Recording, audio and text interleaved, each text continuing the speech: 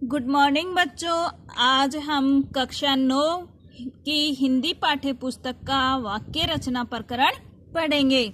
वाक्य रचना प्रकरण में हमने रचना के आधार पर जो वाक्य के प्रकार होते हैं, सरल वाक्य, मिश्रित वाक्य और संयुक्त वाक्य, इनका अध्ययन हमने पहले कर लिया था। आज हम करेंगे अर्थ की दृष्टि से वाक्य के भेद या प्रकार। तो अर्थ के आधार पर 8 प्रकार के वाक्य होते हैं। उसमें विधानवाचक वाक्य, निषेधवाचक वाक्य, प्रश्नवाचक वाक्य, विस्मयादिबोधक या विस्मयवाचक वाक्य, आज्ञावाचक वाक्य, इच्छावाचक वाक्य, संदेहवाचक वाक्य और संकेतवाचक वाक्य। ये 8 प्रकार के वाक्य होते हैं अर्थ के दृष्टि से। अब सबसे पहले पढ़ेंगे हम विधानवाचक वाक्य कि विधानवाचक वाक्य किसे कहेंगे। कि जिस वाक्य में क्रिया के होने या करने का सामान्य कथन हो अर्थात जिससे सीधा अर्थ निकलता हो, उसे विधानवाचक वाक्य कहते हैं। अर्थात ऐसा वाक्य जिससे सीधा अर्थ निकलता हो उसे विधानवाचक वाक्य कहेंगे। जैसे सूर्य गर्मी देता है, तो इसका अर्थ स्पष्ट हो रहा है। ऐसे जो वाक्य होंगे वो विधानवाचक वाक्य में आएंगे। आगे निषेधवाचक वाक्य। निषेध का मतलब नहीं। तो जिस वाक्य में क्रिया के न होने का बोध हो अर्थात जिस वाक्य में क्रिया के न होने का बोध होता है उसे निषेधवाचक वाक्य कहते हैं। जैसे मोहन नहीं पढ़ता है, तो इसमें क्रिया नहीं हो रही है। जो मोहन है वह पढ़ने का कार्य नहीं कर रहा है, तो इसमें क्रिया नहीं हो रही है, तो ये निषेधवाचक वाक्य कहलाएगा। उसके बाद में आता है प्रश्नवाचक वाक्य कि जिस वाक्य में प्रश्न किए जाए उसे प्रश्नवाचक वाक्य कहते हैं। अर्थात जिस वाक्य में प्रश्न किए जाने का बोध हो उसे प्रश्नवाचक वाक्य कहते हैं।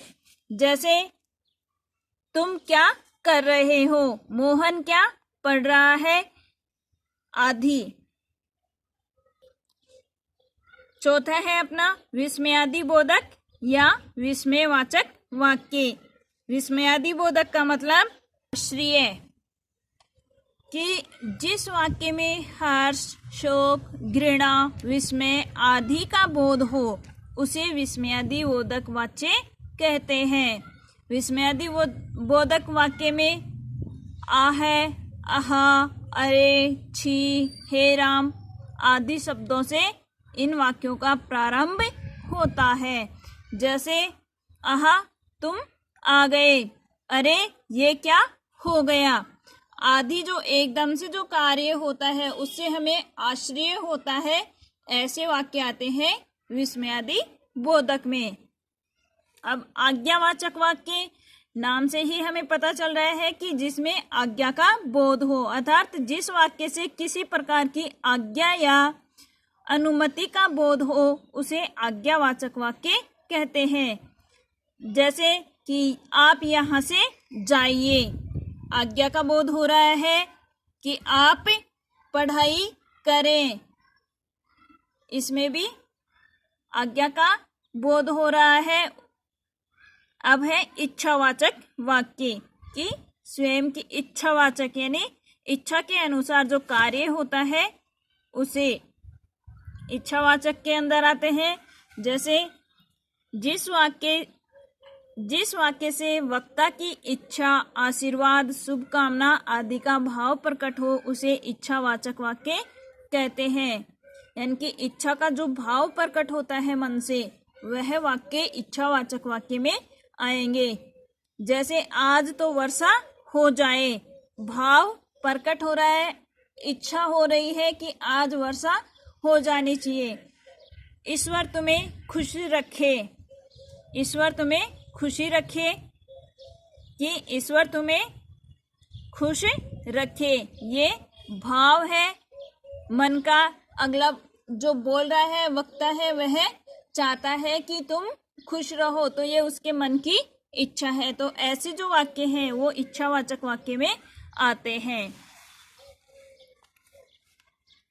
अब है संदेहवाचक वाक्य कि जिस वाक्य से कार्य के होने में संदेह या संभावना प्रकट हो उसे संदेहवाचक वाक्य कहते हैं। कि कोई भी कार्य है उसमें हमें संदेह की स्थिति उत्पन्न हो, वो वाक्य संदेहवाचक वाक्य कहलाते हैं। जैसे वह शायद ही उत्तीर्ण हो, ये संदेह की स्थिति है कि वह शायद ही उत्तीर्ण हो। संभवतः वह पढ़ रहा हो, कि ये भी संभावना है कि वह पढ़ रहा हो। तो ऐसे जो संदेहजनक वाक्य हैं वो संदेहवाचक वाक्य में आते हैं।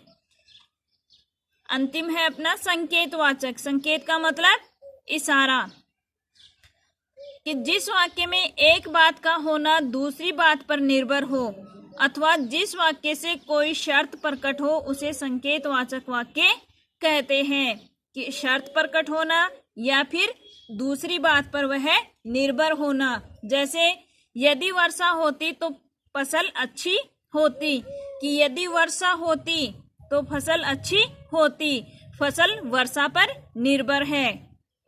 यदि तुम पढ़ोगे तो उत्तीर्ण हो जाओगे, उत्तीर्ण होना भी पढ़ने पर क्या है, निर्भर है। कि पढ़ोगे तभी उत्तीर्ण होगे। तो ऐसे जो वाक्य हैं वो संकेतवाचक वाक्य में आते हैं। अब आपके लिए कुछ वाक्य दिए गए हैं, इनको आपको पढ़ना है और आगे हल करना है कि कौन सा वाक्य किस में आएगा। अर्थ के आधार पर इनके भेद लिखने हैं। जैसे आपके जीवन में सदा उन्नति हो, ये जो वाक्य है यह इच्छावाचक के अंदर आएगा कि वक्ता की इच्छा है, भाव है वक्ता का कि आपके जीवन में सदा उन्नति ही हो, तो ये इच्छावाचक के अंदर आएगा। इसी तरह से आपको संपूर्ण जो वाक्य दिए गए हैं वो हल करने हैं। धन्यवाद।